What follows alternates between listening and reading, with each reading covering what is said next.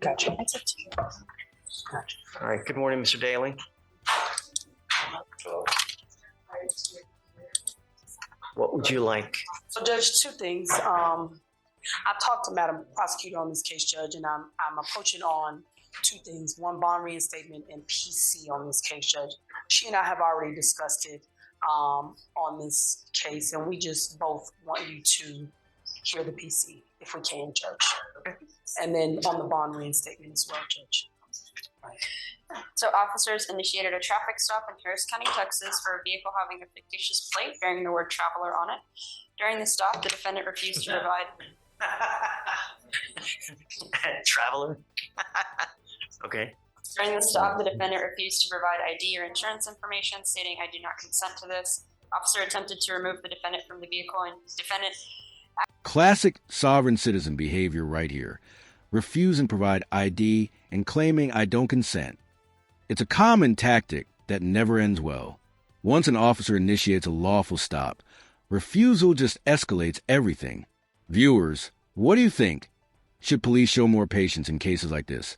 Or is strict enforcement justified? Actively resisted by pulling his arm away from deputies until he was detained. Okay. Tell me what. So we looked at, Madam Prosecutor, the interference with duties of public servant, Your Honor. Even if my client is failing to give them that, then it is an arrestable offense. But in this situation, it is, Judge. However, in this particular situation, he didn't interfere with anything in terms of his own arrest. I can, if it was a resisting or something to that effect, I can. They're just trying to get him out of the car. I don't disagree. It's classic sovereign case where got the license plate. Think that traveling by right is what I think how they term it. In this situation, Judge, and the reason I'm employing upon the court is this right to travel argument pops up a lot, and judges have zero tolerance for it. The court sees it as a misunderstanding of law, not a valid defense. If you're in Texas with a traveler plate, trust me, it's not a free pass. Even from what Madam Prosecutor has seen on the video, they're pulling and tugging at his arm, which put my client in some fear. It was more than one officer. It was pretty. But he still has a duty. If they're asking you to come out, they can lawfully do that. And there are videos, and go on YouTube, right? There are hundreds of videos where officers will literally destroy your car to get you out. When you get into a pissing match with a person who has the power of arrest, who's going to win, Mr. Daly? That line says it all. Who's going to win? Judges use this to drive home reality. You can argue constitutional rights all day, but in that moment, the officer's authority is what stands. Power dynamics in courtrooms often mirror real life. It's not about ideology, it's about compliance. I disagree, Your Honor. Right. You know what I mean? That's real life. We don't disagree, Your Honor. I think under the circumstances of what actually happened, it was not Mr. Daly's position to resist or to interfere. That was not. He was concerned for his safety at that point. And actually, I don't know, did you hear that on the video? Right. And so in reviewing the video, it was pretty quick, pretty brash. They didn't give him an opportunity to respond per the prosecutor. In this situation, it wasn't as if he was intentionally. Remember, this is just a mere probable cause. Yes, so, I agree. They ask you to come out of the car one time. Yeah, it's really, that's, so, I think that there's enough probable cause to go forward now. The problem is, Mr. Daly, is that we revoke your bond is set at 2501, and you've continually failed to appear. So, the case and the way that you've treated us, it shows me that you just refuse to accept authority. How are we supposed to deal with that? How do we deal with that, Channal? Your Honor, the only reason I bring to your attention is I asked the court to take into consideration. We have a black male works every day who, and I hate to put that on the court, but I do in this particular climate, that is. Here, the defense brings in a racial and social perspective, an emotional appeal meant to humanize the defendant. It's a smart move, showing the judge this isn't just defiance, it's fear and misunderstanding. But will that sympathy outweigh repeated noncompliance? Never been in contact with any particular law enforcement court system. And from what I can see and what I hear out here from a lot of my Black male, and I'm sure it's common knowledge, is that because they are unfamiliar with the court system, they don't know, number one. Number two, when they do come in contact with police, and my mother is assistant chief of police, so I can understand even when I was younger, I was taught that there are certain things that you have to do with when a police officer even stop you on a speeding ticket.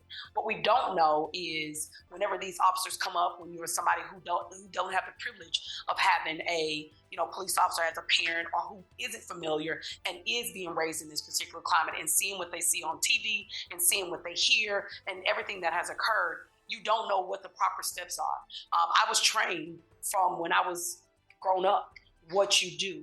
I'm not saying that what he did was right or wrong. I'm not saying that how he reacted to this particular court, it is wrong. However, I'm employing upon the court to ask the court to take into a little bit of consideration, number one, from his perspective, all defendants, can't just say this, but I do see that, from what I've known from this particular case and now in talking to him, I do believe that there is a sense of sometimes they just don't know. Sometimes they just don't. So I'm asking to reinstate his PR bond. I am now on the case. What you know about me, I'm a tight attorney. I run a tight ship.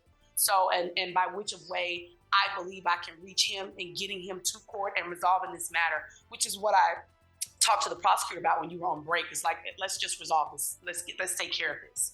I'll buy it. Yes, sir. Okay. Thank you, Judge. I'm not going to do this again, though. I promise you. I don't care whoever you have.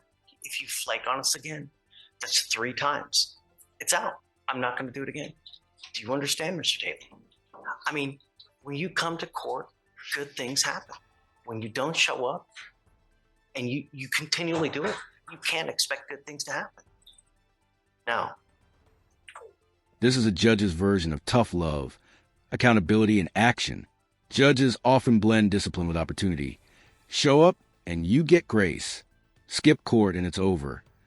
That's the unspoken rule of courtroom respect. do you have a Texas driver's license? No, right now. You're not allowed to drive. Right. You have a bond condition, and you've signed an affidavit with me today promising you're not going to drive. I don't care how you term it.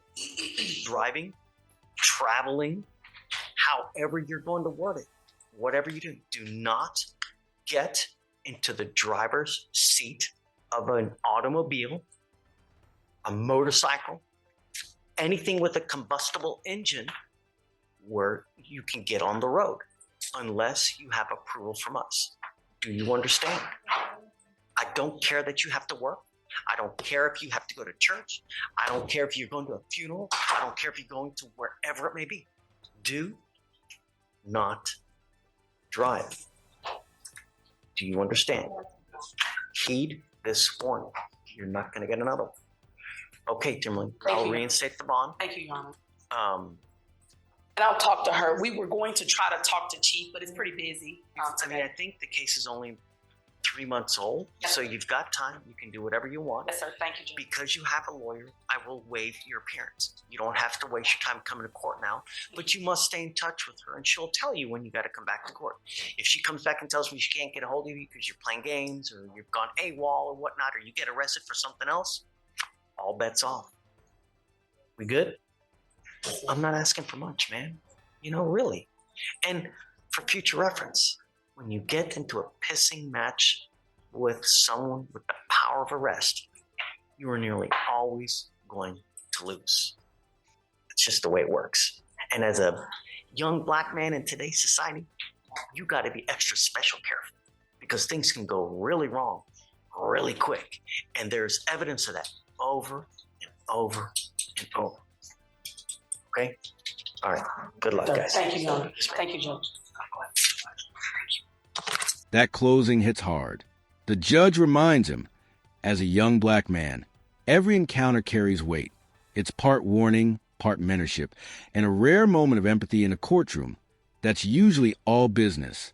What's your take? Genuine care or just judicial theater? Thanks for watching. If you enjoyed this video, don't forget to subscribe and hit the bell icon. so you never miss the most dramatic and real courtroom moments. Your likes and comments mean a lot. Share your thoughts below. See you in the next video, and stay tuned for more courtroom drama.